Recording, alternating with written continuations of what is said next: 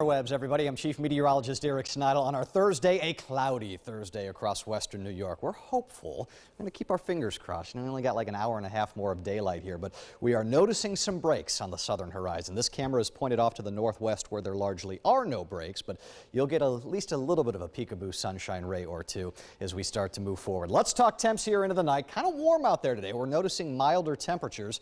We'll hold tight with about 40 degrees for another hour or so. We eventually slide maybe close to the freezing mark. You know, I get the feeling here just with this overall setup, we probably stay a degree or two above that freezing mark. Satellite and radar look close here. I know we're losing our daylight a bit. It's tougher to see, but we're still socked in with those overcast skies, largely toward the lakeshore. But south of that, you've got this speckling of breaks in the overcast, almost like Swiss cheese being eaten away there. And skies have actually gone partly cloudy to mostly clear along Interstate 86 as you drop south of Hornell, getting into parts of the southern tier.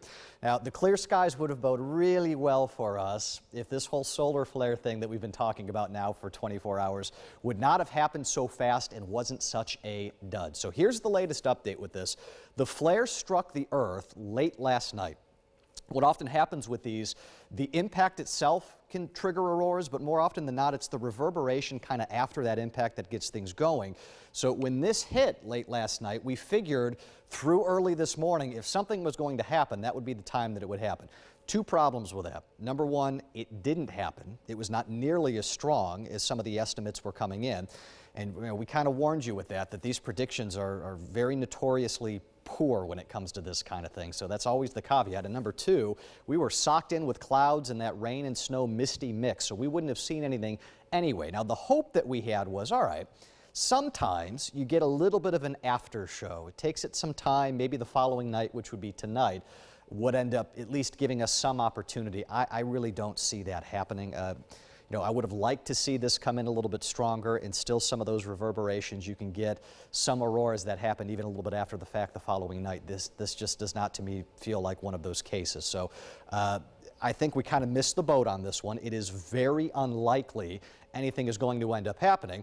So what did we go with next with this? Well, the sun is always doing its thing here. It's got sunspots on it that shoots out these solar flares. We've been in what we call a solar minimum. This has been one for the record books where there have been very little sunspots on the sun, and we're still in that right now. The last check, there was a teeny tiny one, and it's no longer facing Earth. So these rotate around the sun. We got a blank sun largely, which means no flares out there in the offing right now, but this is always in perpetuity something that we watch. This is a space weather thing. These sunspots, as we come out of minimum, will continue to start picking back up. It will take months, it will take years for that to happen, but shots like this, where you get these notion of the northern lights, they happen with some regularity.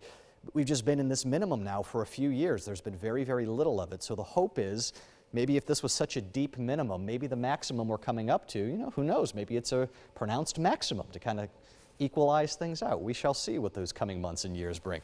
Let's go back to weather with this, shall we? Let's see what future view looks like. Now, I'm going to take you through the night. You go, all right, clear skies. Man, it would have been so nice for that aurora to be tonight. It would have been a great show, great viewing. We got some clouds coming back tomorrow, I think especially by the afternoon. Morning sun, afternoon clouds on the increase. Warm day on Friday. We could do 50 to 52. That's not impossible. We should start Saturday cloudy but mostly dry. It will not stay that way all day. It's a weak weather maker coming in. Not a very pronounced low at all, but it's enough. Shoot some southerly winds in here. We'll get some light showers going by the afternoon into the evening, and we kind of go in and out of that Saturday night, Sunday. The high on Sunday, which will end up getting into the 50s, will happen very early in the morning, very likely before sunrise. Numbers from there, this is 10:30. We've gone from the 50s down to 39 degrees in Rochester, and there will be some element of rain mixing with some snow, particularly across higher elevations off to our south. So again, do not be fooled by that near 50-degree high on Sunday. You will likely be sleeping through that. By the time you get up, you've lost a good 10 degrees on top of that. Looking ahead to next week, kind of an interesting next week. It's got our interest, so to speak. It's an active storm track again.